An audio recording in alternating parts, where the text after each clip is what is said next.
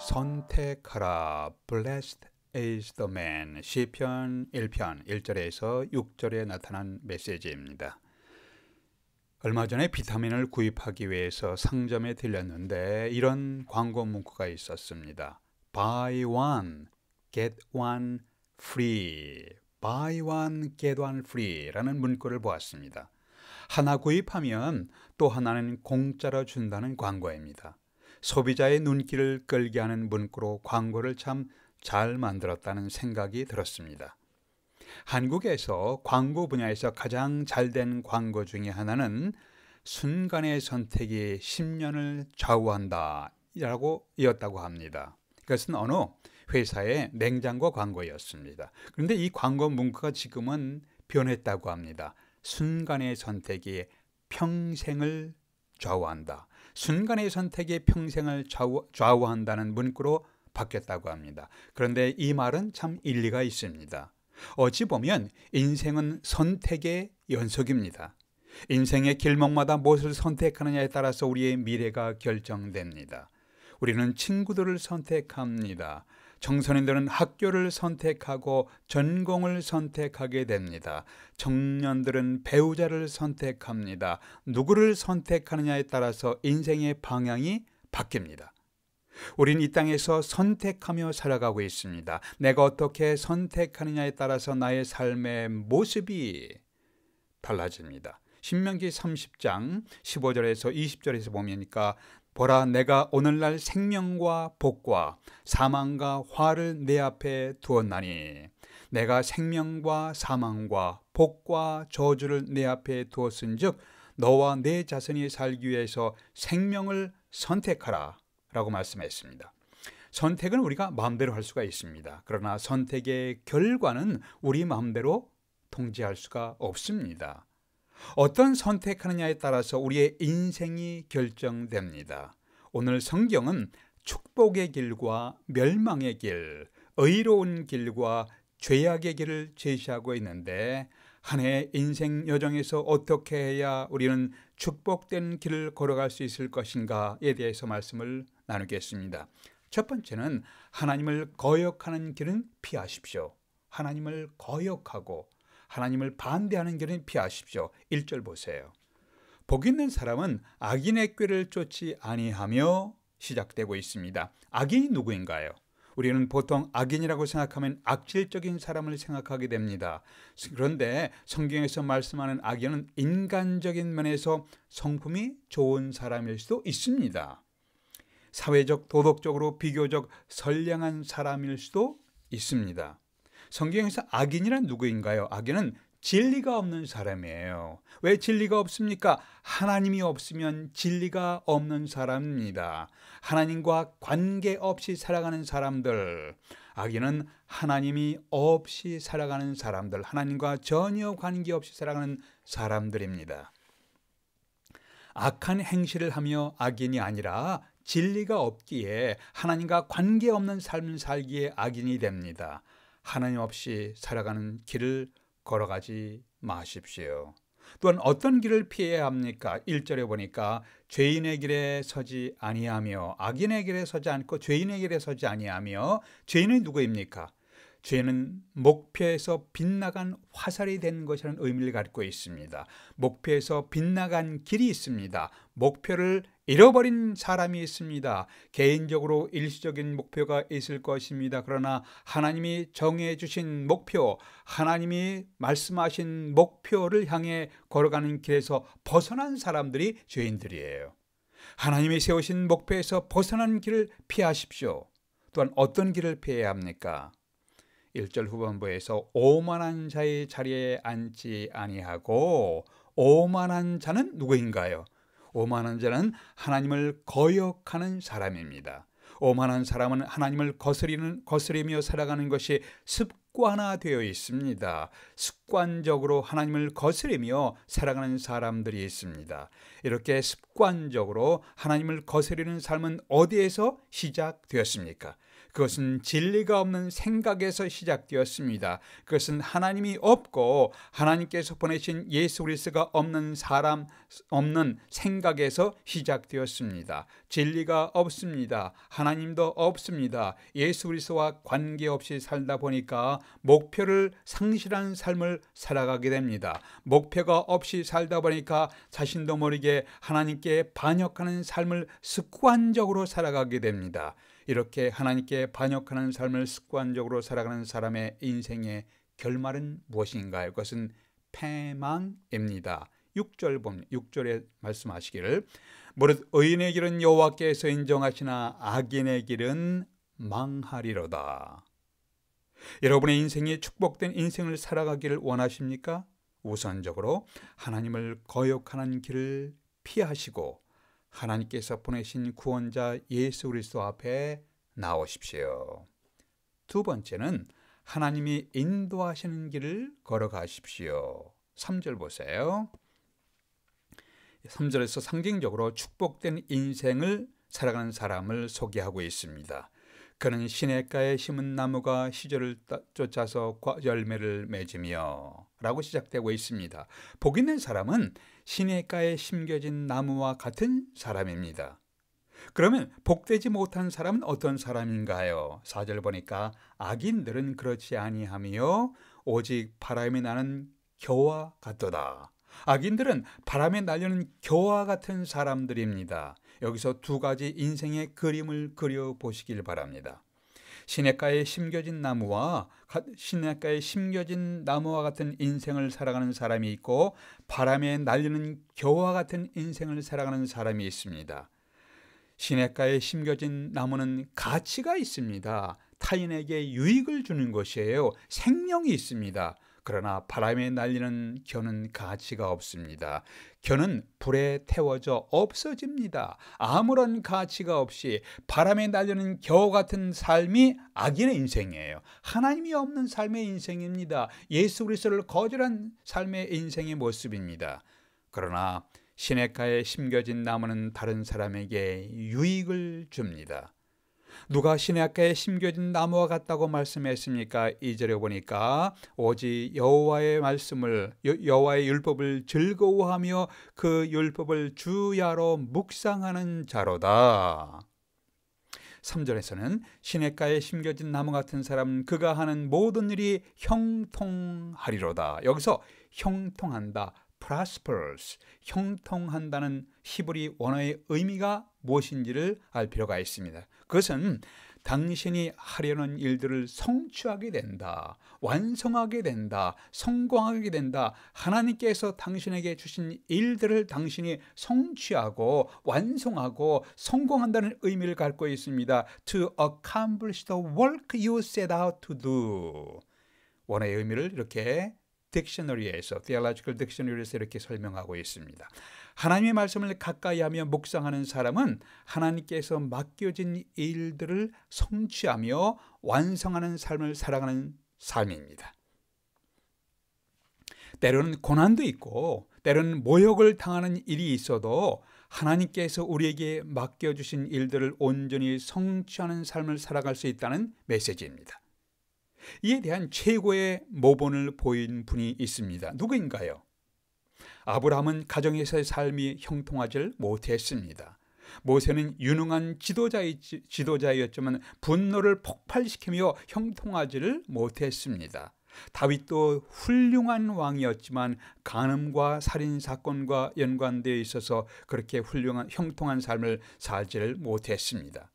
그러나 예수 그리스도는 온전히 형통한 삶을 사셨습니다. 주님은 십자가의 고통을 통과하시면서 하늘 아버지의 뜻을 온전히 이루셨습니다. 십자가에서 다 이루었다, it is finished 라고 선언하실 수가 있었습니다. 우리 그리스도인들은 예수 그리스도의 모본을 따라가는 사람들입니다. 예수님처럼 완전하지는 못하지만 시냇가에 심은 나무처럼 주어진 인생에서 형통한 삶을 바라보면서 살기 위해서 하나님의 말씀을 가까이 하며 배우고 주의 뜻을, 성경의 뜻을 묵상하는 삶이 축복된 삶입니다. 시편 기록자들은 하나님의 말씀을 묵상하면서 이렇게 고백했습니다.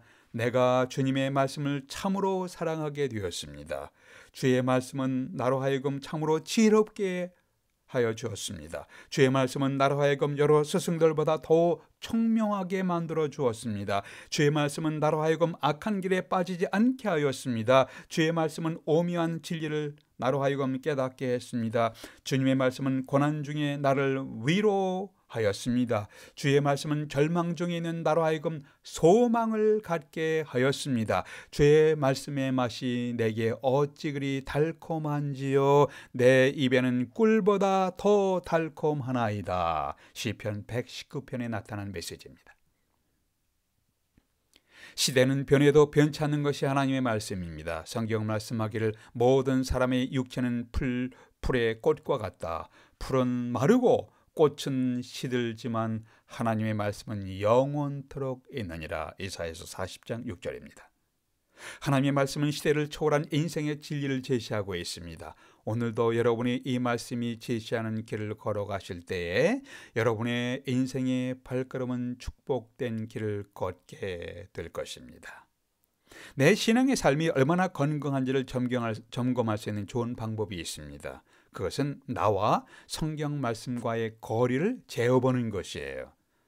나의 삶과 성경 말씀과의 거리는 나와 하나님과의 거리를 어느 정도 측정할 수가 있습니다. 성경 말씀을 가깝게 느껴지고 내가 성경 말씀을 자주 읽고 생각할 때 그것은 내가 하나님과 가깝게 동행하며 살아가고 있다는 증거입니다. 요즘 여러분은 성경 말씀을 얼마나 가까이 하고 계십니까? 혹시 최근의 삶이 너무 분주하기 때문에 마음의 갈등으로 인하여 하나님의 말씀과 멀어져 있지는 않으신가요? 그것은 여러분이 하나님과 멀리 떨어져 있다는 증거입니다. 다시 성경 말씀으로 가까이 다가가십시오.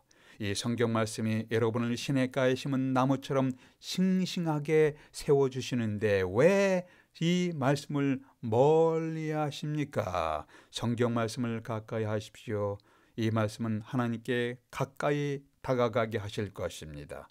하나님의 말씀이 인도하신 길로 걸어가시면 여러분은 복된 인생을 살아가시게 될 것입니다. 세 번째, 하나님을 경유하는 사람들과 함께 걸어가십시오. 하나님을 경외하는 사람들과 함께 교제하며 함께 사귐이 있는 삶을 살아가십시오. 5절 6절 보겠습니다. 그러므로 악인들은 심판을 견디지 못하며 죄인들이 의인의 모임에 들지 못하리로다. 무릇 의인들의 길은 여호와께서 인정하시나 악인의 길은 망하리로다. 성경은 우리 인생을 결산하게 될 날이 있을 것을 말씀하고 있습니다. 어느 때인가요? 하나님 앞에서 내가 어떻게 살아왔는가를 결산하게 됩니다. 그때 하나님이 인정하시는 인생을 살아가는 사람은 축복된 인생이 됩니다. 5절 말씀에서 의인의 모임이라는 단어를 주목하십시오. 우린 이 땅에서 누구와 만나고 누구와 교제하며 살아가느냐가 중요합니다. 우리는 우리가 만나고 교제하는 사람들에게 지대한 영향을 받기도 하고 우리가 영향을 주기도 합니다. 인생을 부정적으로 생각하는 사람들과 함께 교제를 나눠보십시오. 그러면 우리도 부정적으로 인생을 생각하게 됩니다. 목표 없이 살아가는 사람들을 만나고 교제하면 우리도 그렇게 적당히 목표가 없이 적당히 살아가게 됩니다. 입술을 열기만 하면 늘 짜증내고 비판하는 사람들과 어울려 보십시오. 그러면 나도 그렇게 짜증을 내고 비판을 늘어놓으면서 살아가게 됩니다. 술 좋아하는 사람들과 어울리면 나도 모르게 술을 좋아하게 됩니다. 자신에게 질문해 보십시오. 나는 어떤 사람들과 어울리며 살아가고 있는가? 하나님의 말씀을 즐거워하며 사랑하는 사람들과 만나면 나도 그렇게 하나님의 말씀을 사랑하게 되고 즐거워하는 것을 배우게 됩니다. 내가 자주 만나는 친구들은 어떤 사람들인가요? 자신에게 질문해 보십시오. 성경을 읽고 성경을 사랑하는 사람들인가요? 편안할 때 감사하고 어려운 일이 있으면 기도하는 사람들인가요? 늘 희망을 이야기하면서 앞으로 전진하는 사람들이십니까? 우리가 늘 생산적이고 경건한 기대를 가지면 나도 그러한 종류의 인생을 살아가는데 결정적으로 영향을 주기도 하고 영향을 받게 됩니다. 시편 기자는 나는 주를 경외하는 모든 자들과 주의 법도를 지키는 자들의 친구라. 시편 119편 63절입니다. 나는 주님을 경외하는 모든 자들과 주의 말씀을 지키는 자들의 친구입니다. 라는 선언입니다. 여러분은 어떤 사람들과 친교를 나누며 인생의 길을 걸어가고 계십니까? 우리 인생은 빨리 지나갑니다. 시편 기록자가 시편 90편에서 이렇게 표현했습니다. 우리의 평생이 일시간에 다하였나이다. 우리의 연수가 신속히 가니 우리가 날아가나이다. 인생이 날아간다. 급하게 빨리 날아간다고 표현했습니다.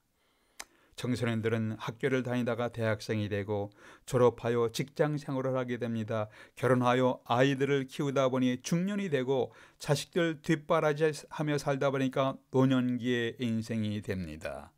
아직 어떤 분들은 자녀를 키우는 분들도 있고 다 키우신 분도 있을 것입니다. 여러분은 인생을 어떻게 살아가고 계십니까? 위대한 작곡가, 찬송가 작곡가인 존 피터슨은 오늘날 우리가 부르는 아름다운 복음성가에 곡을 붙였습니다. 내 인생 여정 끝내어 강 건너 언덕 이를 때 하늘 문 향해 말하리 예수 인도하셨네. 저 가시밭길 인생을 허덕이며 갈 때에 시험과 환난 많으나 예수 인도하셨네. 내 밟은 발걸음마다 주 예수 보살피시사 승리의 개가 부르며 주를 찬송하리라. 매일 발걸음마다 예수 인도하시네. 나의 무거운 죄 짐을 모두 벗고 하는 말 예수 인도하셨네. 인생의 길이 때로는 평탄을 도를 수가 있습니다. 그러나 때로는 험한 산골짜기일 수도 있습니다.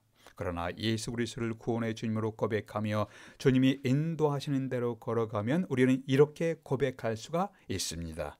매일 발걸음마다 주님이 인도해 주셨습니다. 나에게 시험과 환난이 많이 있지만 그런 가운데서도 그들을 통과하게 하시고 예수님께서 인도해 주셨습니다. 우리의 선택은 이 세상 인생뿐 아니라 이 세상 너머의 영원한 인생 이터니티를 결정하는 데 영향을 줍니다. 여러분은 어디에서 여러분의 이터니티, 영혼을 보내시기를 원하십니까? 천국인가요? 지옥인가요? 여러분은 여러분의 이터니티, 영혼을 어디에서 보내기를 원하십니까? 여러분이 영원한 인생을 천국에서 보내시기를 소원하시면 죄로 인한 심판에서 우리를 구원하시는 예수 그리스도를 선택하십시오. 한 해의 삶이 성경 말씀을 가까이 하며 예수 그리스도와 동행하는 삶이 되시기를 기원합니다. 기도하시겠습니다. 아버지 하나님, 저희들에게 경건한 지혜를 주셔서 악인의 길, 죄인의 길을 분별하게 하시고 오만한 자의 길에서 벗어나게 될 수 있도록 도와주시옵소서. 그러나 시냇가에 심은 나무처럼 때를 따라 열매를 맺는 축복된 삶을 살아가게 될 수 있도록 올 한 해의 삶도 하나님 인도해 주시옵소서. 주 예수 그리스도의 이름으로 기도하옵나이다. 아멘.